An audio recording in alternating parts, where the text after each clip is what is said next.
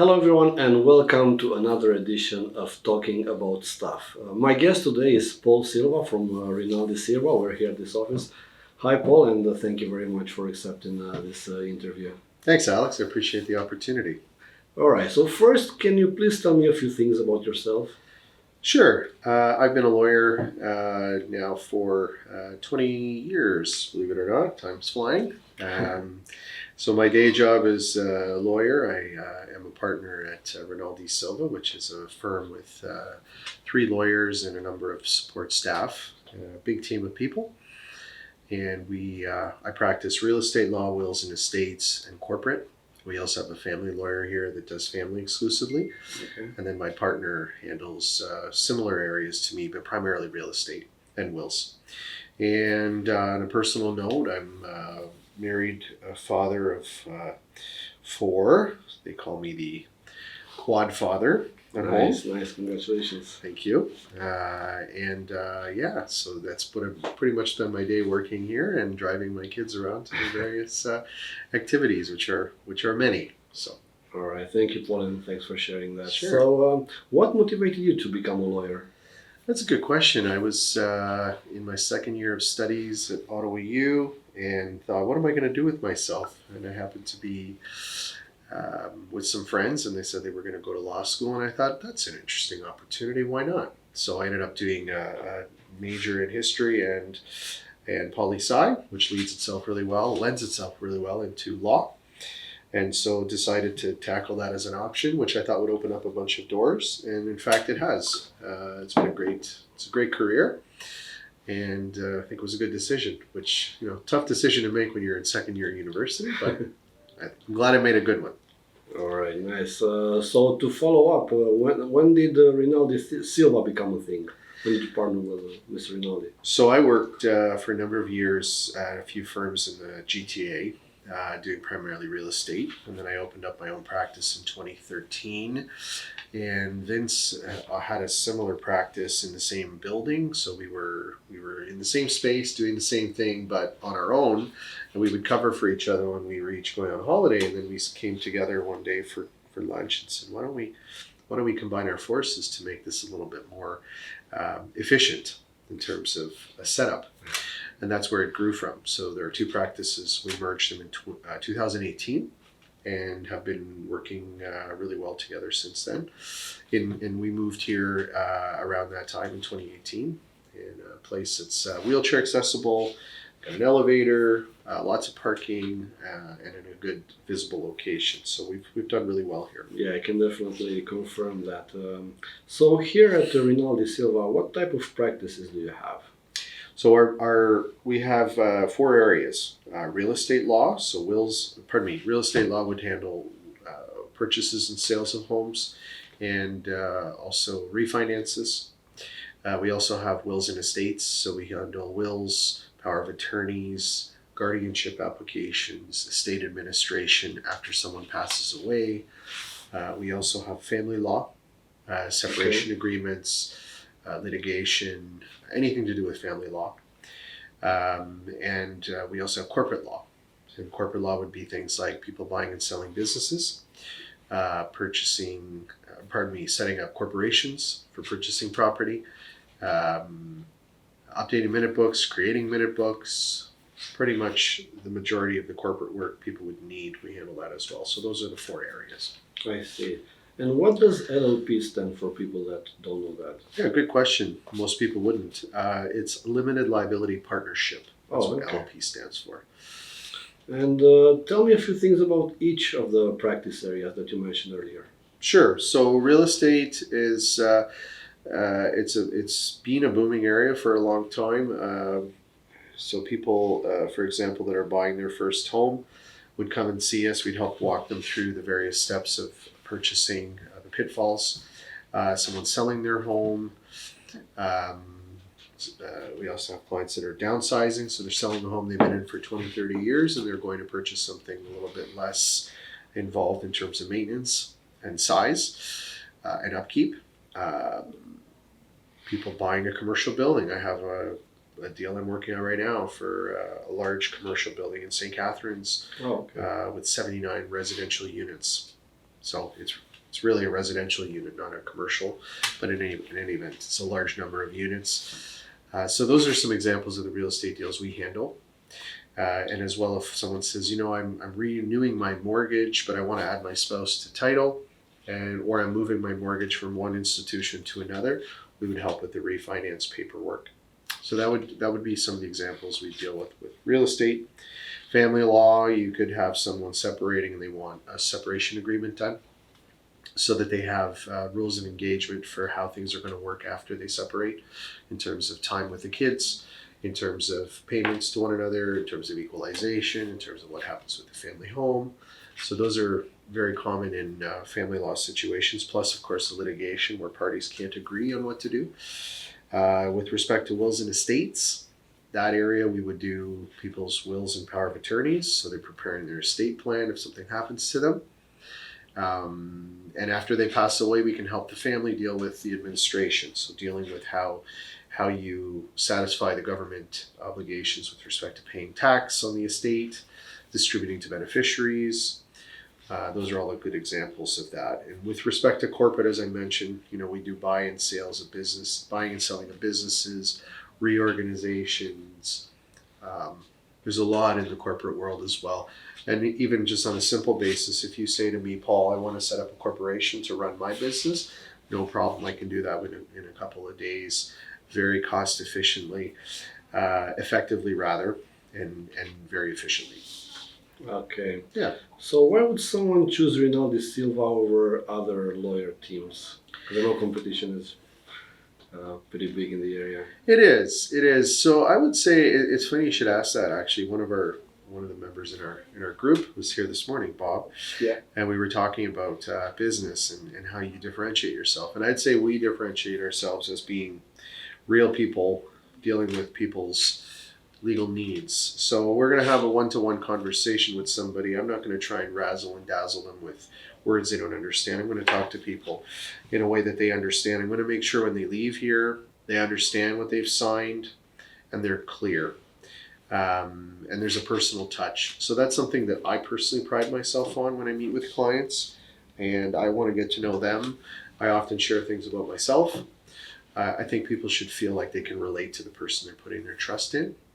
And probably that's the other thing that, we really hold the whole trust factor very dearly, as in when you're trusting me to handle money for you on a transaction, for example, that money is safe, it's secure, and it's going to be in your account as I told you it would be at the time it's going to be.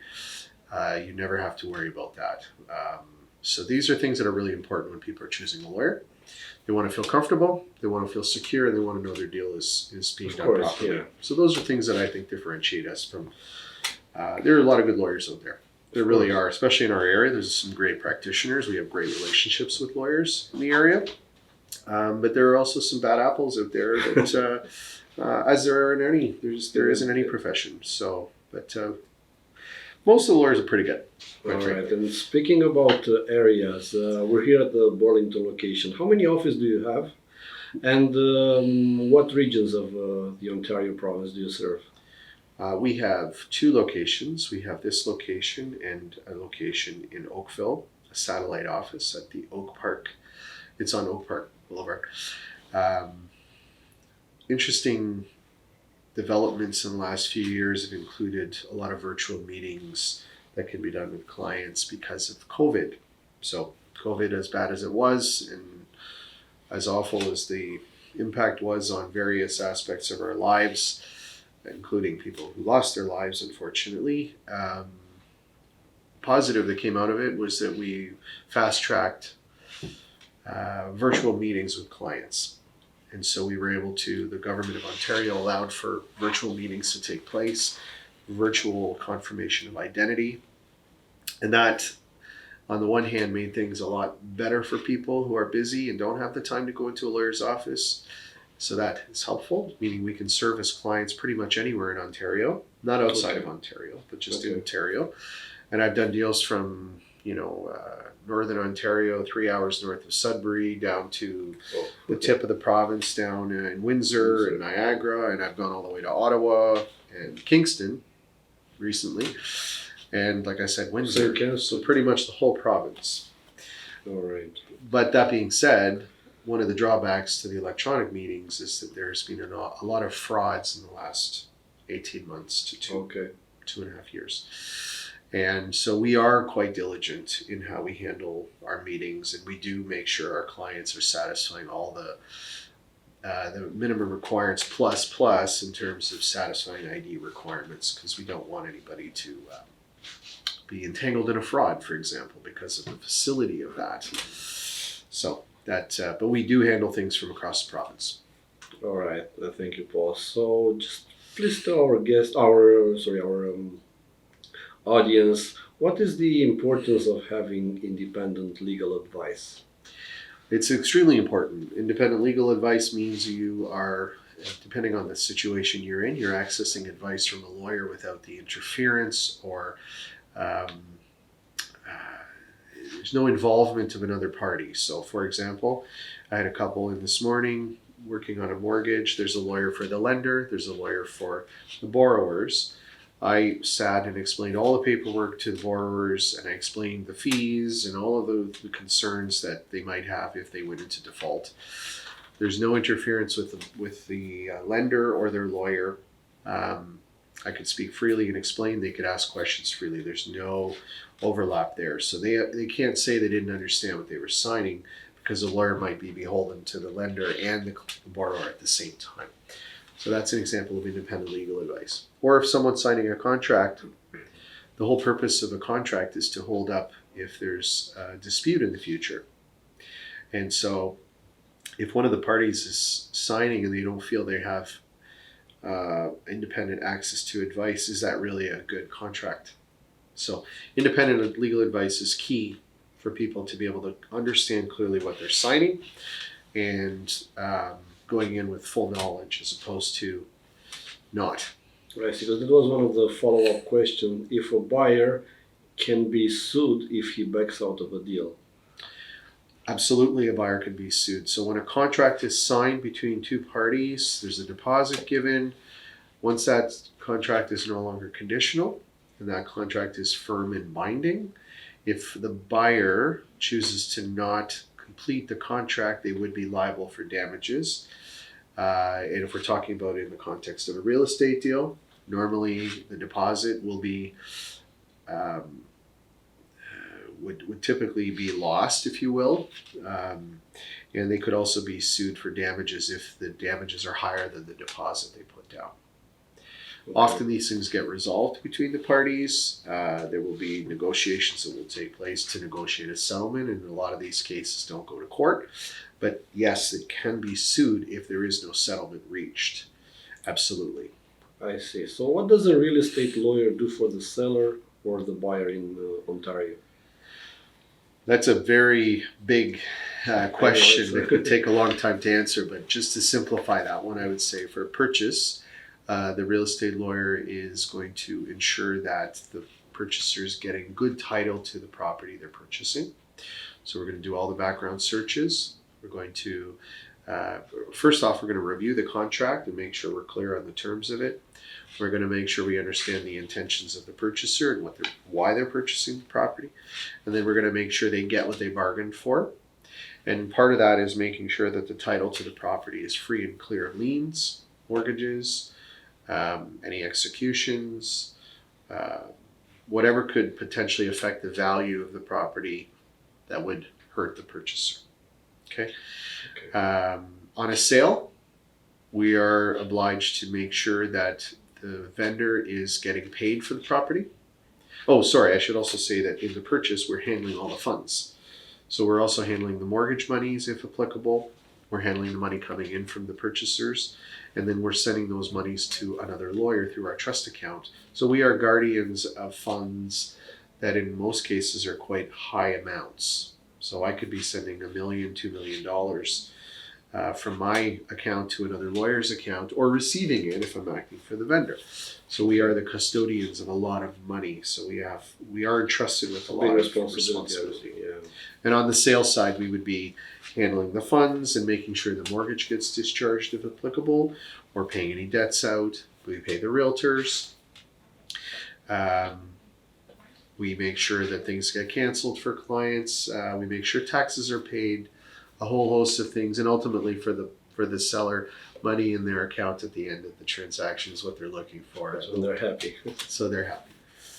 All right, now going to a different direction. Is it possible to get the land transfer rebate? Is there any opportunity? I know, like first-time buyers, they can do that, or Yeah, there's a first-time buyer credit available for a person who's never owned property anywhere in the world. That's a misconception. Most people think it's just in Canada, but it's actually anywhere in the world. Is not, I'm going to simplify here, but has not been married to someone while they own property, because they automatically get rights to that property under the Family Law Act. Again, an oversimplification. And they're going to live in the property within 9 months of the purchase. Okay. So those are the three basic requirements. And the government is constantly tinkering with the essentially the requirements to receive the rebate, but those are the basic ones. And so they normally would sign an affidavit on the front end while we're doing the purchase transaction, so they don't actually pay the rebated amount. They don't pay it and get it back. They just don't pay it at all, up to a $4,000 credit for first-time buyers, if they're taking 100% ownership in the property. So if you have two purchasers, one's taking 50%, the other's taking 50%, and they're only gonna, the one who's eligible and the one who isn't, that's going to affect how much land transfer tax is payable. So it'd be, in that case, 50% of the rebate's available. Okay. It's a one-time rebate, though. That's it. Of course, yeah. Once you get the second house or the third, no more rebate. That's right. So what is the difference between online service or estate planning lawyer? Oh, that's huge. You're talking now about wills and estates. So estate planning being someone who's saying, if I die, I want to make sure everything is organized and my estate plan is in place. So a typical estate planning meeting with me would be in my office with a client. I would never meet with, if it's a couple, for example, we would be in the room together. My assistant might be with me. Nobody else would be in the room. There would be no family members, no sons, daughters. We would have a very frank discussion about the person's intention after they pass. And I also am very thorough because I'm asking them questions about, what investments do they have? What real estate do they own? Where do they own these assets? Because in Canada, outside of Canada, it can affect things. What are the beneficiary designations on their investment portfolios, their life insurance? I'm going to get a full picture of what they have, because really at the end of the day, the whole plan is supposed to be to deal with what you have after you die and make sure the right people are appointed. So I'm spending on average about an hour, sometimes longer for more complicated estates, in an initial planning meeting in my office. Sometimes we can do it virtually if certain requirements are met. In that meeting, I'm looking at the capacity of the person to make sure they understand what they own and they understand all of what's going on. If somebody doesn't have capacity, they can't do a will, they can't do power of attorneys.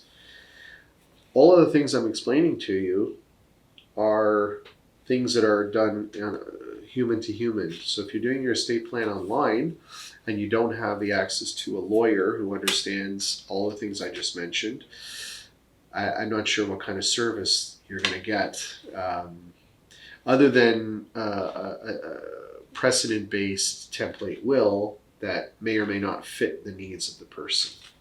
Okay. And that's the risk with I know there's some websites that, oversimplified estate planning is indeed that. Usually it's based on cost savings as opposed to ensuring that all of the right questions are asked and all the right issues are dealt with. It's really more about cost effective, quick, get it done easy. So that can work for very, very simple situations, but it often is too simplified. I see. How often do you recommend people to update their wills once they do it? The rule would typically be every 5 years you should review your will to make sure that you have scheduled sort of a regular review of it. But the truth is that it's more based on changes in a person's life. So the death of a spouse, the death of a child, falling out of a relationship with someone who's named in your will. For example, you may have a friend or brother or sister who's an executor named, and you're no longer in contact with them because you've had a falling out. Well, you should look at updating your will. Of course, yeah. Or the kids were little when you did the will, now they're adults.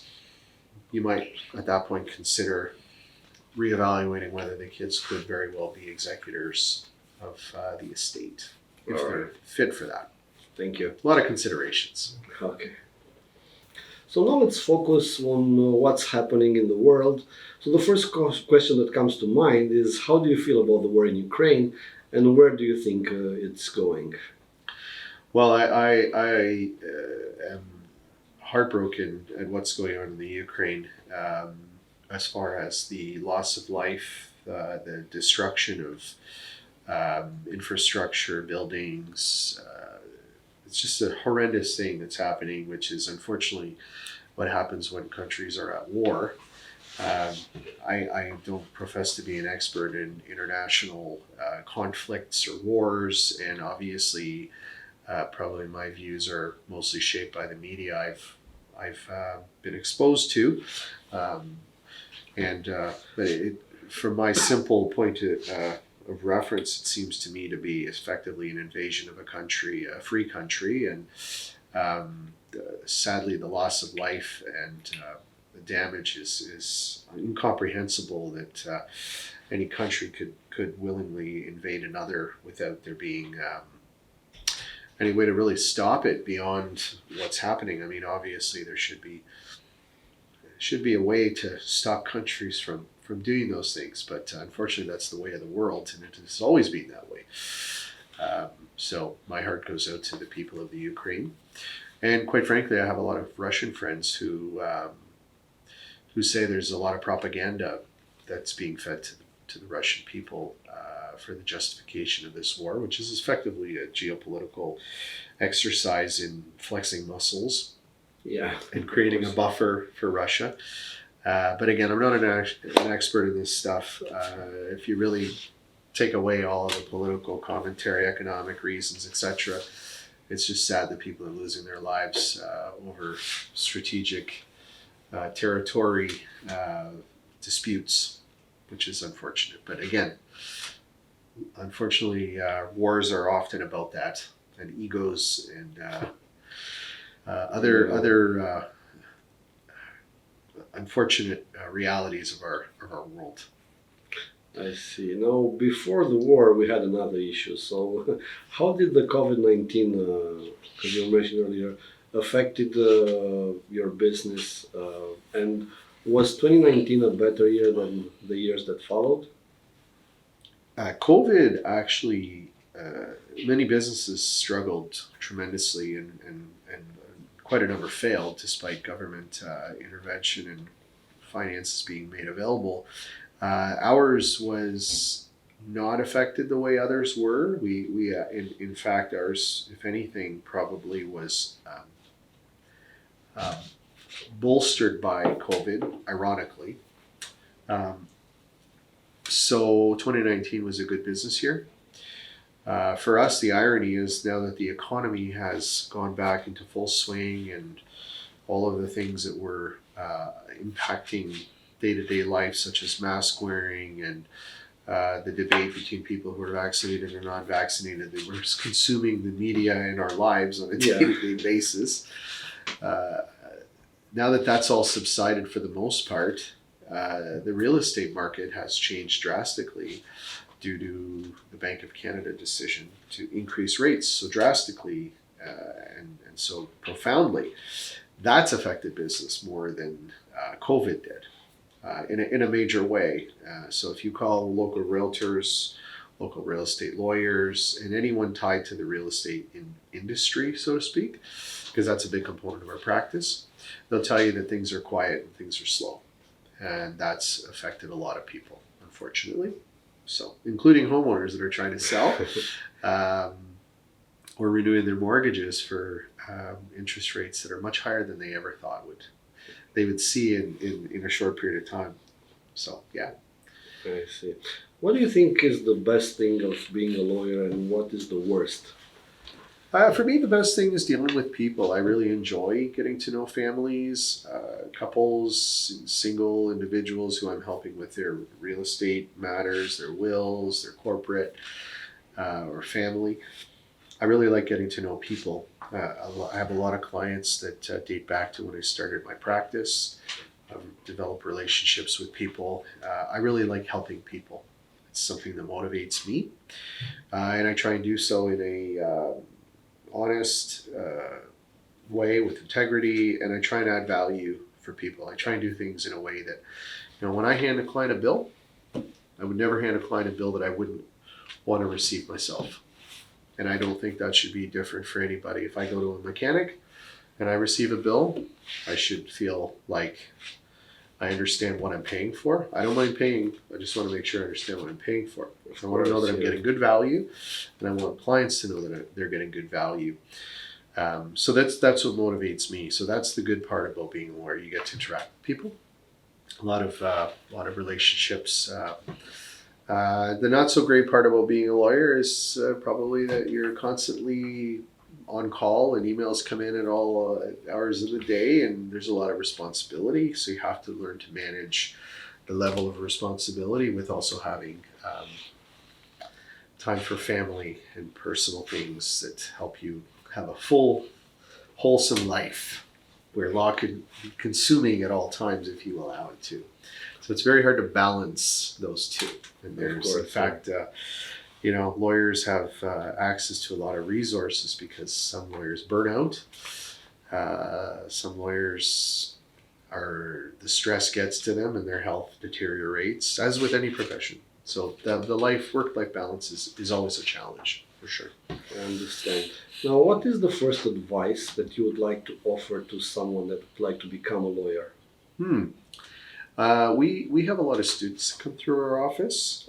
We've had co-op students, we've had international students, and I welcome them into the office if they've expressed an interest in law, because I think they should see what it's like to be in a real law firm. A real law firm that deals with real people in a real city. So the best advice I would give anybody interested in law is try and find a placement like ours and go and get a feel for what it's really like. I think that's applicable to any profession. It doesn't really matter what it is. You should shadow and watch and participate in a space where you would likely find yourself in 5 to 10 years if that's the path you took. Experience, I guess, as opposed to just saying, well, I think I know what a lawyer does, so I'm going to become a lawyer, and then I'm going to go see what it's like. And then when you get there, you say, this isn't for me. Yeah. But law has so many different facets. I mean, a criminal lawyer spends a lot of time visiting clients in jail, in pre-trial custody, spends a lot of time in court with judges. That's a very different lifestyle than a lawyer like myself, who's in an office meeting clients with their real estate deals or wills or corporate. It's a very different lifestyle. So it's also not just law. Like, the person needs to better understand why they would want to be a lawyer and what kind of lawyer they want to be, because those experiences can be entirely different. They're very different worlds.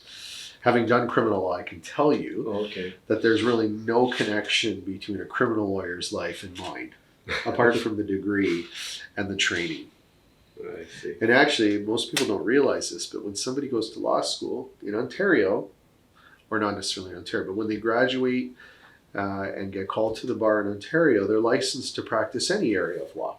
So I could technically become a criminal lawyer tomorrow if I wanted to, because I'm licensed to do that. I could be a corporate lawyer, as I am. I could be a family lawyer. I could be wills and estates. I could do any area. Yeah. But of course, no lawyer is going to do every area of law. Yeah. So you got to understand what you want to do first, and then go and get experience from it. I see. Yeah. Okay, now in the end, I would like to ask you if you have a question for yourself that I haven't asked and you think it's important. If I have a question that you haven't asked, well, yeah. About me, you mean specifically? About you, about the business. Sure. Well, I can say one thing that I didn't touch on was that I offer perhaps a bit of a unique set of skill set rather. I service clients in different languages. And I think it's really important that when somebody needs the help of a lawyer, that there's clear communication between the lawyer and the client. Sometimes translations can be done through different parties, but really there's nothing that replaces proper communication between the client and the lawyer.